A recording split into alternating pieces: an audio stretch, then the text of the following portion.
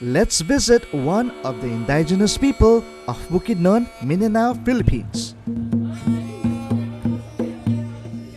Did you know that the native name of Bukidnon is Talandig, a designation always used by Manobo?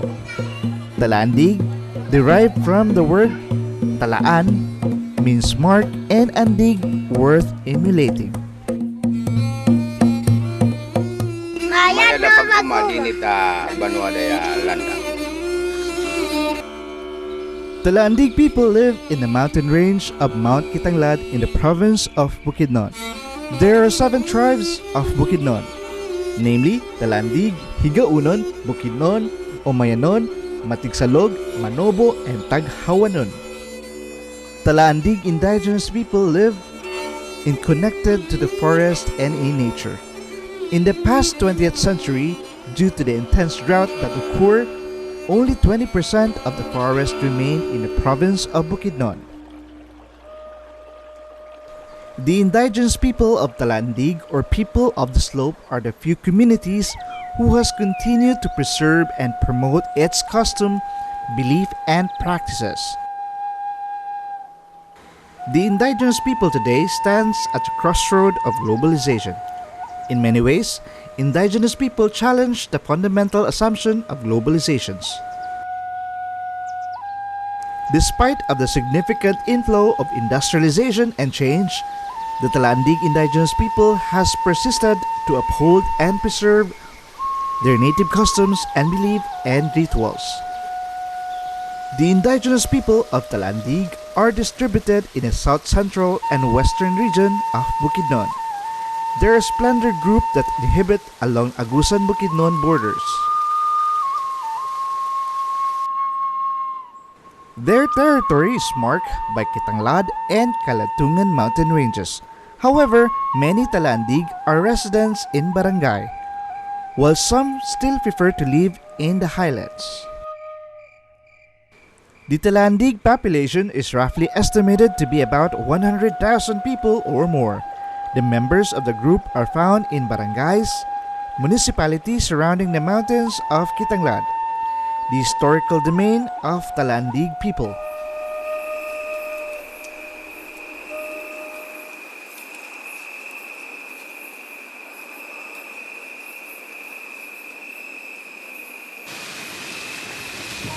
Let's meet and get to know more about the Talandig indigenous people under Dato Sabunutan del Boy Pariente, the Dato of Talandig community in Tugbok, Talakag, Bukidnon. Like a typical Filipino, Talandig always welcome you with open arms, a well-known character of every Filipino. Talandig are known to be creative and resourceful, making a great effort in promoting the dying art soil. The Talandig believe in the existence of the highest god known as Magbabaya, as well as the spirits that watch over their dwelling places and protect surrounding nature. According to Talandig, the sacred forests of Mount Kitanglad are the home of the tallest and hardest tree. And the forests still continue to provide the raw materials such as medicinal herb for the village healer and timber for the construction of the village Tulugan or altar. Tulugan, the center of authority and ceremonial function, which is the residence of the Dato. It is the largest house surrounded by people homes and their field. This house also shelters Dato retraining and fighting men, aside from his family.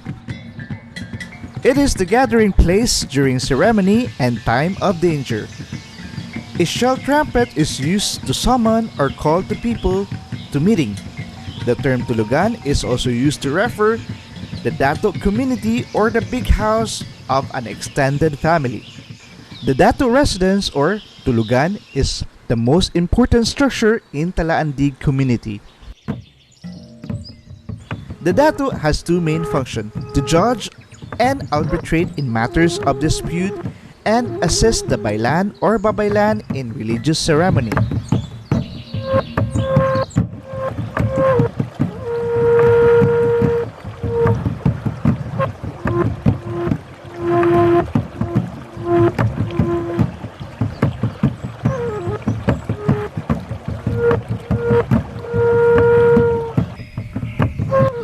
Tulugan is also used by the Nato to entertain its guests, especially the tourists and people from outside the community.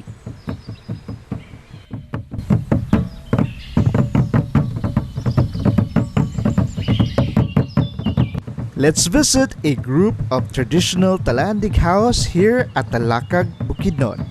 The location and orientation of a Talandig house is very important. The house must not be built in flood and landslide prone area like riversides and hillsides. Houses must be also constructed away from place to believe the pathway of abodes of spirits. Pila makabok na mo yun din na Kuan. Unsi ka balay? Abot ba dito sa unahan? Naboy. Dito sa nando.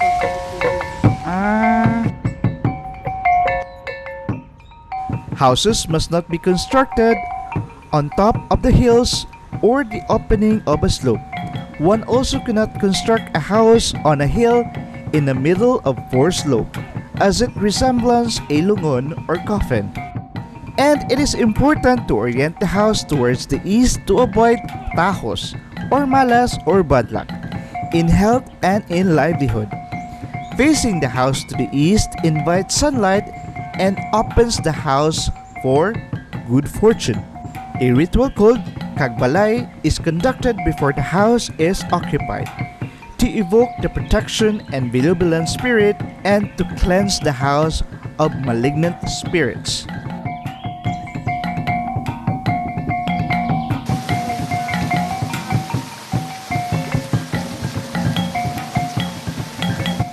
Most of the houses uses bamboo shingles as their roof.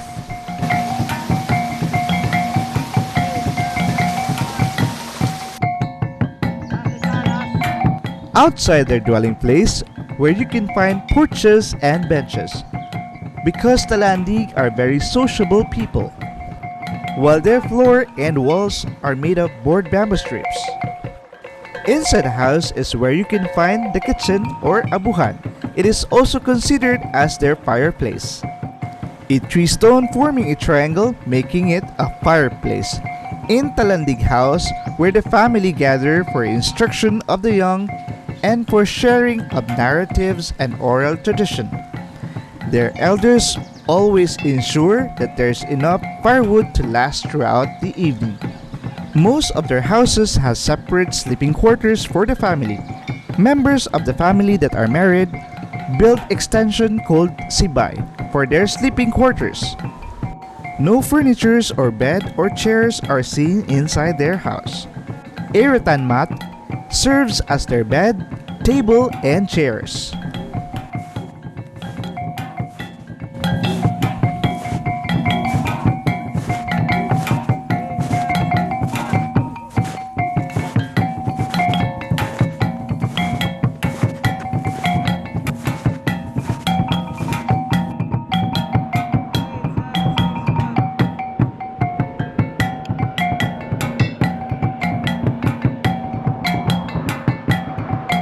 Say ang among mga atop.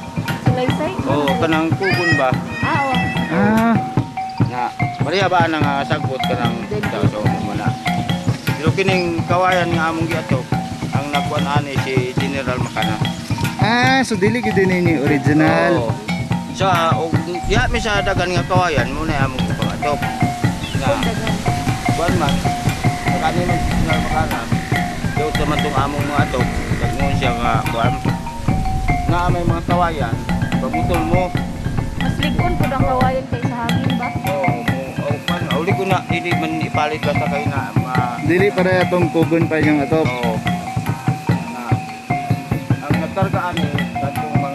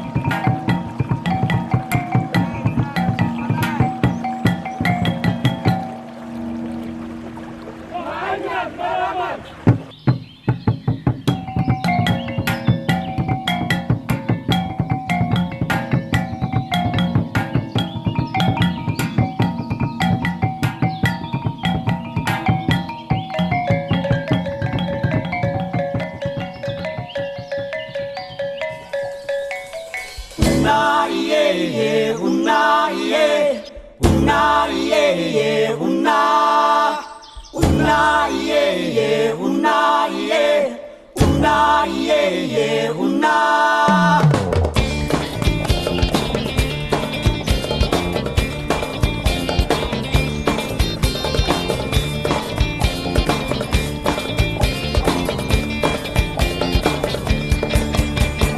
Una, yeah, yeah, una, yeah, una, yeah, yeah, una.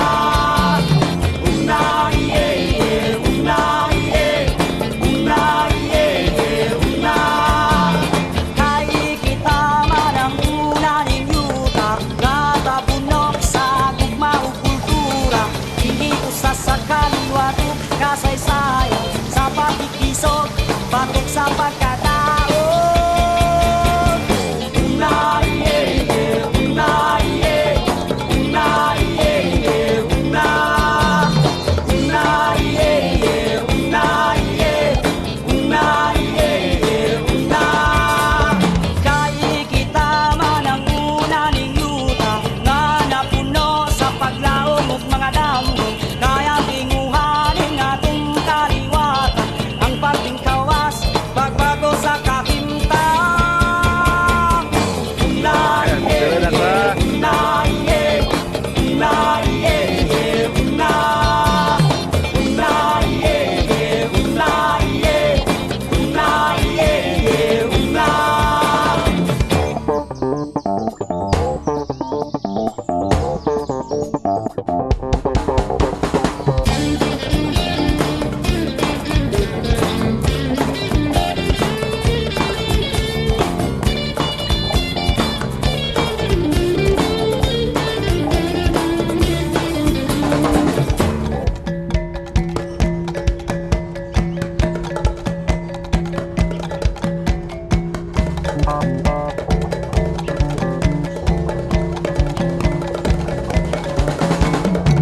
Una, yeah, yeah, una, yeah, una, yeah, yeah, una.